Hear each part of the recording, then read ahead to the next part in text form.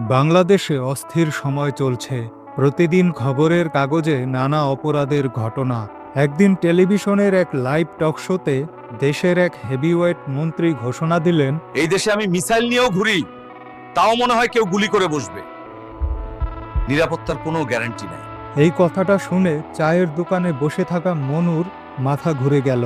Missile নিয়েও যদি মন্ত্রীর নিরাপত্তা না থাকে, তাহলে আমাদের মতো সাধারণ মানুষের কি হবে? মনু তখন একটা সিরিয়াস চিন্তায় পড়ে গেল। তার মাথায় ঘুরপাক খেতে লাগলো, নিরাপত্তা চাইলে এখন আর হেলমেট বা গার্ড নয়, আল্টিমেট লেভেলের কিছু দরকার।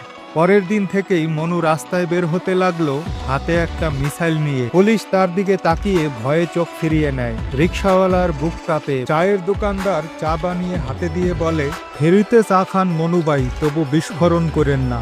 মনু কোথাও গেলে চেয়ার ফাঁকা হয়ে যায়। লাইন লাগলে সবাই তাকে আগে যেতে দেয়। পুলিশ এসে জিজ্ঞেস করে, ভাই আসলেই কি বোমা আছে? মনু হেসে উত্তর দেয়, মেরে দেখাবো? পুলিশ দ্রুত স্যালুট ঠুকে চলে যায়। একবার একটা ছিনতাইকারী আসলো মনুর কাছে। মনু বলল, সাবধান, এটা ফুটাইয়া দিমু। ছিনতাইকারী বলল, ঢং, এগুলা ভুয়া, সত্যিকারের বোমা না। মনু আর কথা বাড়ালো না। মনু চোখ বন্ধ করলো।